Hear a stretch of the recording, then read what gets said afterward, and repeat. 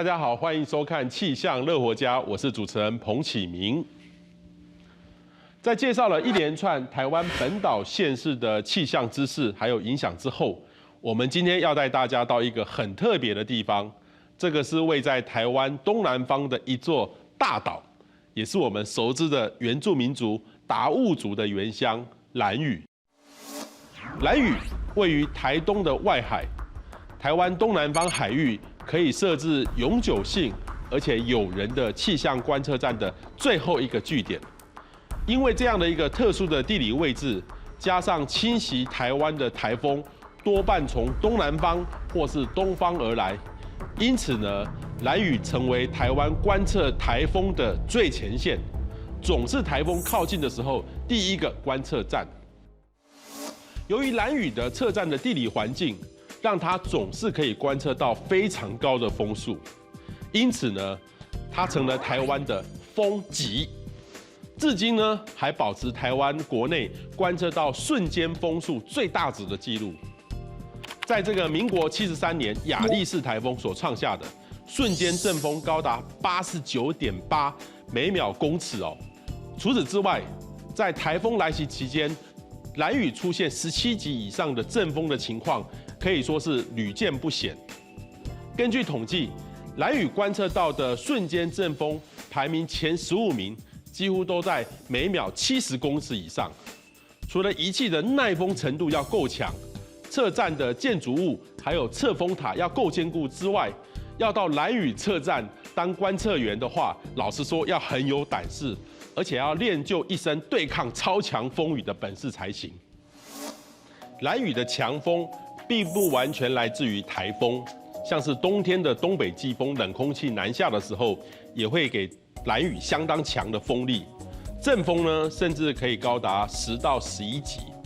夏天的时候，如果台湾附近吹西南风的话，当西南风绕过恒春半岛之后，在台湾的东南部的海面，往往会出现加速的情况，这也会为兰屿带来强阵风。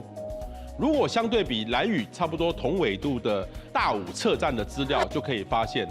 兰屿全年的平均的风速几乎在每秒7到8公尺以上，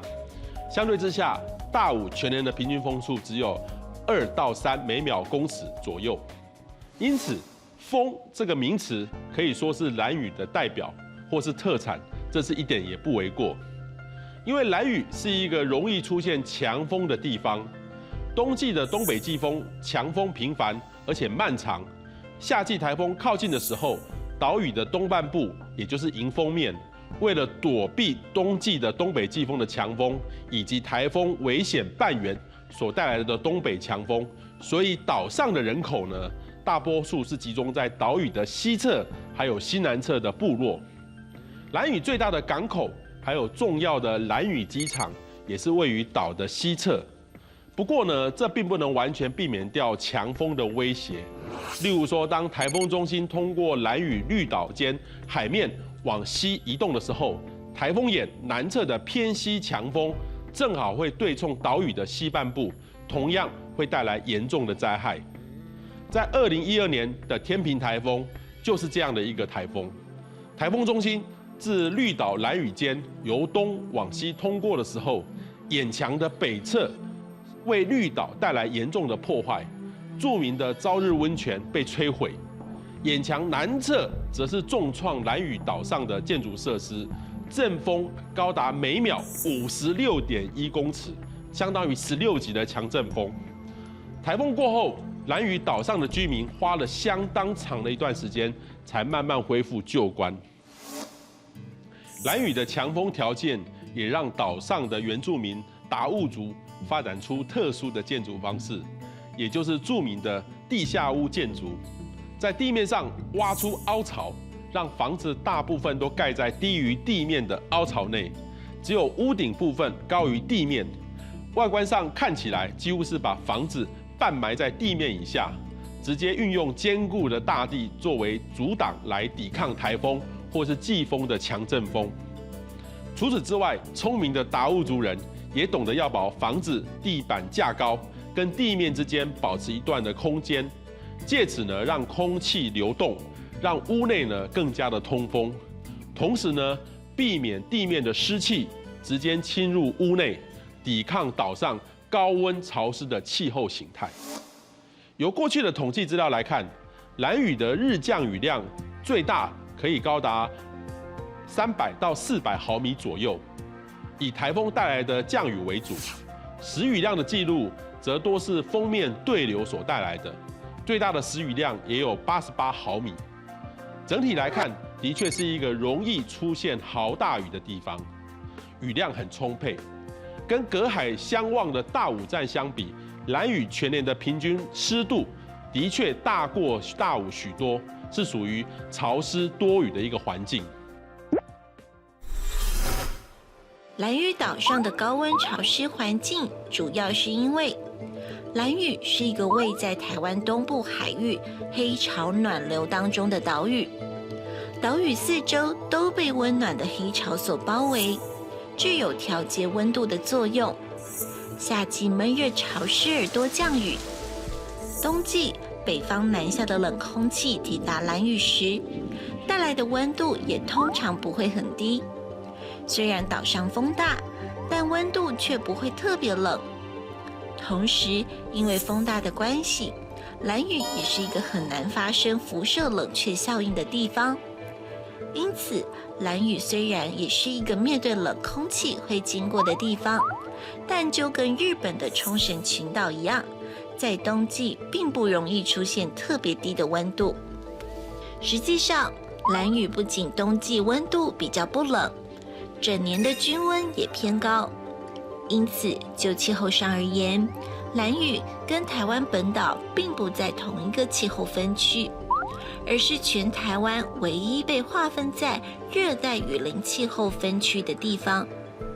这个气候分区代表该地年均温变化小，而且潮湿多雨，因此也让兰屿上空经常有云，是一个云量偏多的岛屿，让兰屿成为全台湾日照时数最少的地方之一。黑潮的暖水也为兰屿带来了著名的飞鱼。飞鱼是一种以浮游生物为食物，生活在表层暖水海区，群聚洄游性的一种鱼类。因为两侧的这个鱼鳍很宽大，而且会经常跳出来海面滑翔，看起来像是在飞翔一般，所以有了飞鱼的称号。每年2到3月起，一直到中秋节前后，都是兰屿的飞鱼季。近年来，飞鱼季成了兰屿的观光卖点，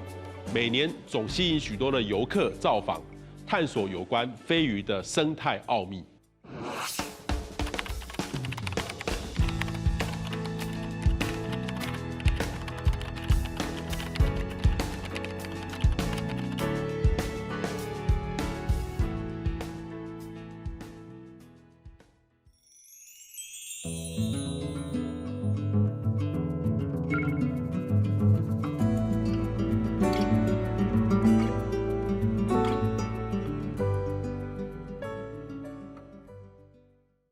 首先，兰屿它是火山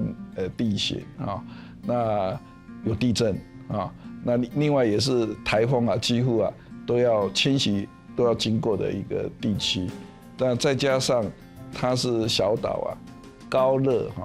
又海风带来咸气、湿气的影响啊，所以它很多材料金属材料容易腐蚀啊，所以这个是它特别的状况。那过去我们达悟族人他的智慧就是因应这样的状况他们盖地下屋然后用当地的材料特别用鹅卵石去这个墙啦等等这方面的建筑那使用当地的木材去新建这个都是就地取材，然后因应那个环境来达到耐震那抗强风以及耐腐蚀等等这方面的特点。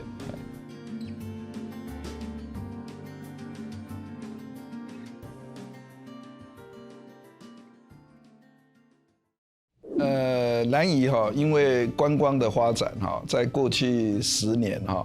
那有很多这个2层楼，或者是甚至现在5层楼的钢筋混凝土的建筑物哈，新建啊，那它跟传统的地下物啊，地下一层啊非常耐震啊，而且抗风啊，那它所要接受的挑战呢，就比较高啊。那有好的一点是，我去看他们的房子哈，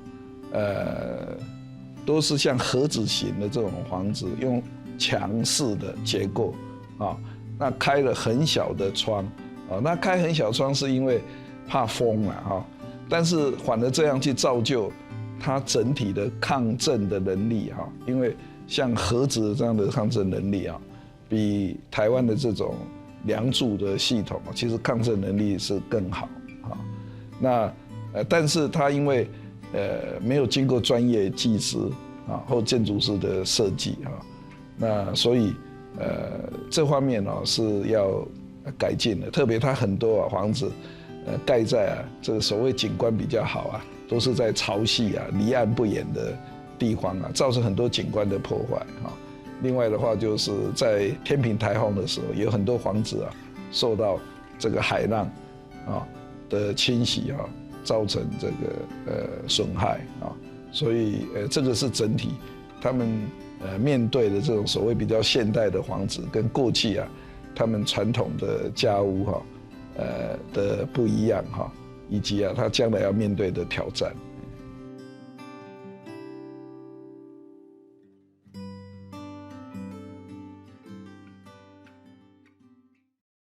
OK， 因为这个兰屿地区啊，经常台风，而且带来强风。强风的话，也造成这个电力设施啊，包括很多电线杆会倾倒哈，造成电力的中断的哈。所以在过去哈，台电啊，他们也进行了一部分的地下化的工作啊。那这个部分也是我们在重建那时候拟定重建政策啊，特别呼吁的哈。当你在做基础设施改善的时候啊，也要改进这个部分啊。那一方面呢，也可以减少因为这些电线杆影响这么美丽的兰屿的这个景观，天然景观啊。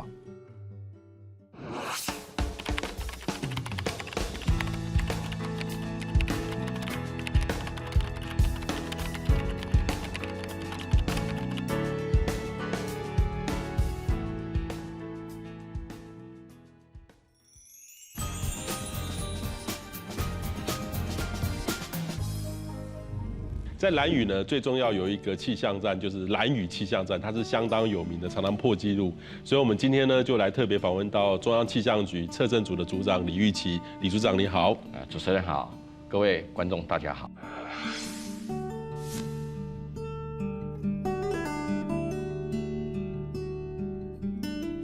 大概我是以前那个大三的时候，这个去校外教学，然后老师就带我们去整个大溪系的去这个兰屿参观。我其实飞机就飞得很惊险，我记得是冬天的时候去，然后又去兰屿气象站，风大的可以。那个兰屿的气象站的那个高度很高，对不对？是很像一旁边就是一个海的感觉，等于是非常的惊险。那我们兰屿气象站呢，事实上是在红头山的上方，它高度差不多才324公尺高。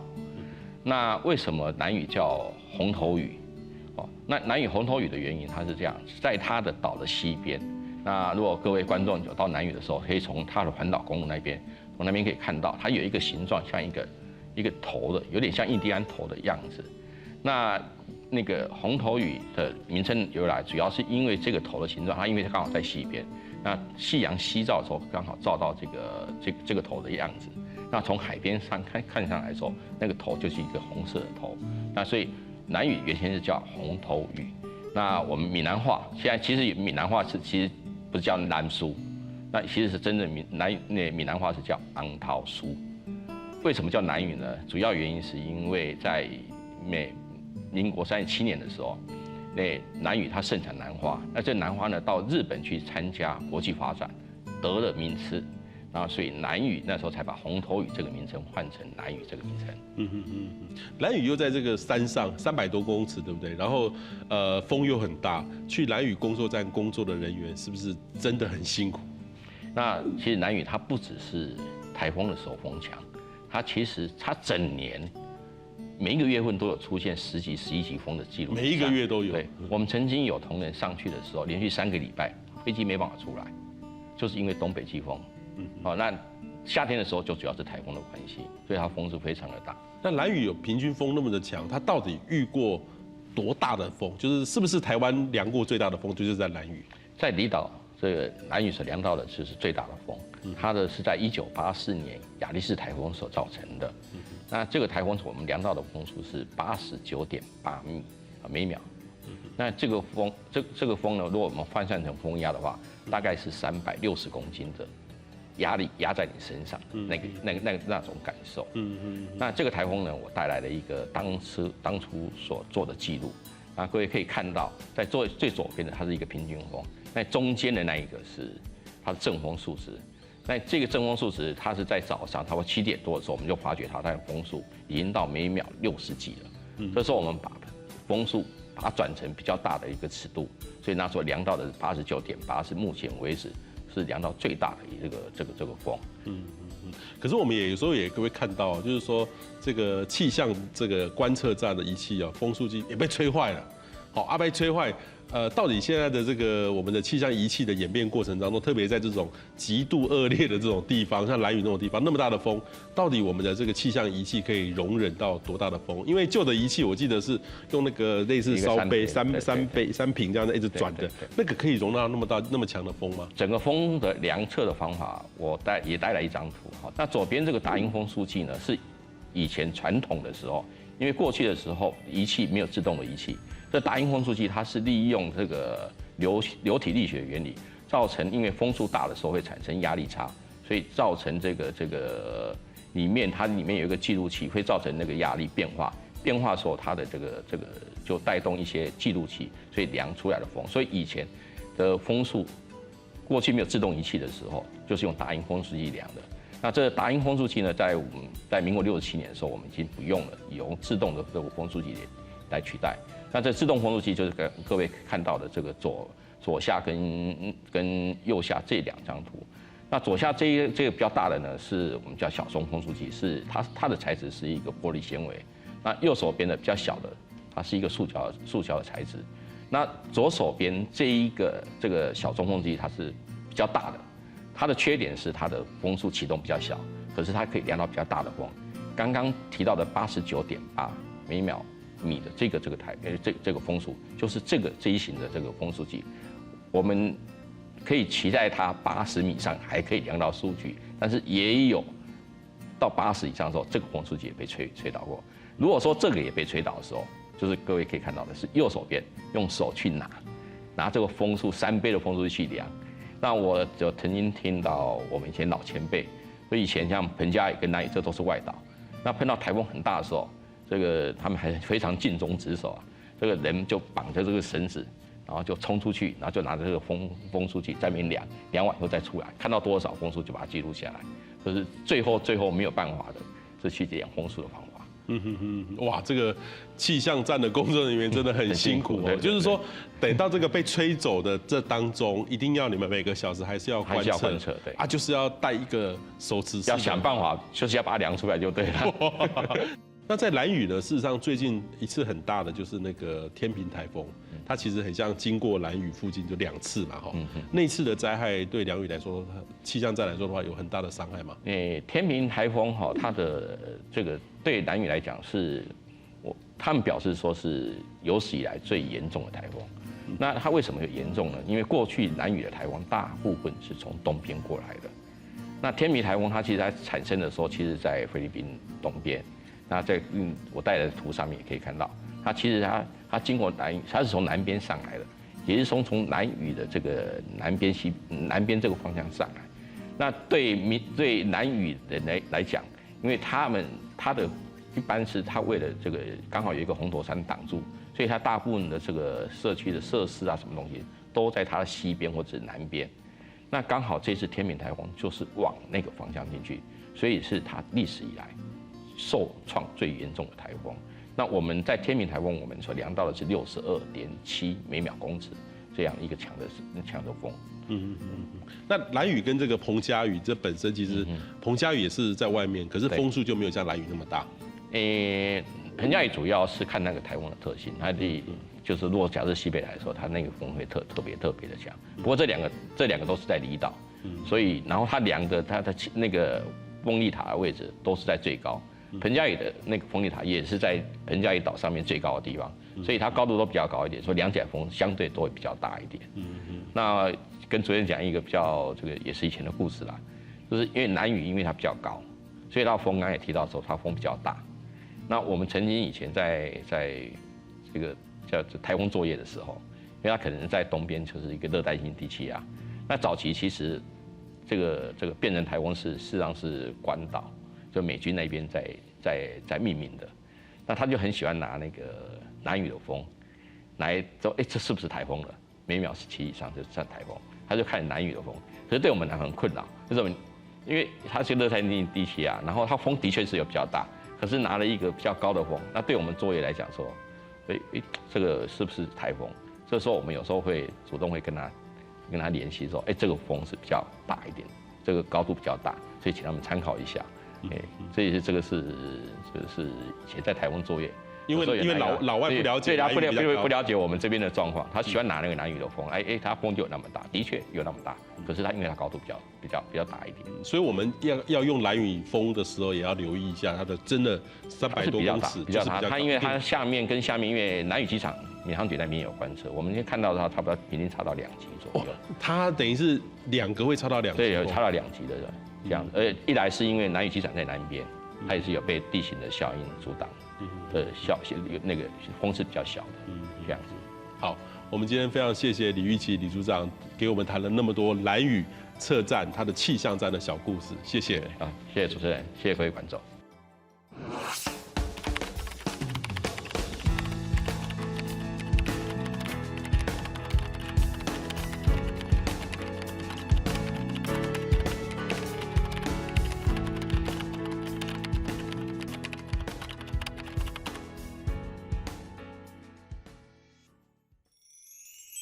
今天我们来到兰屿，在我们气象的风速的分级上，最高呢只有到17级的阵风。那17级以上呢，像是先前苏迪勒台风来的时候，市区呢大概12、13级就会把招牌树枝吹得散落折腰，相信大家都能够感受到台风强风所造成的破坏力。而在兰屿的台风，经常是可以到达17级。可想而知，那样的狂风吹来是多么的惊人。气象乐活家下周同一时间再带你一起看见气象新视野。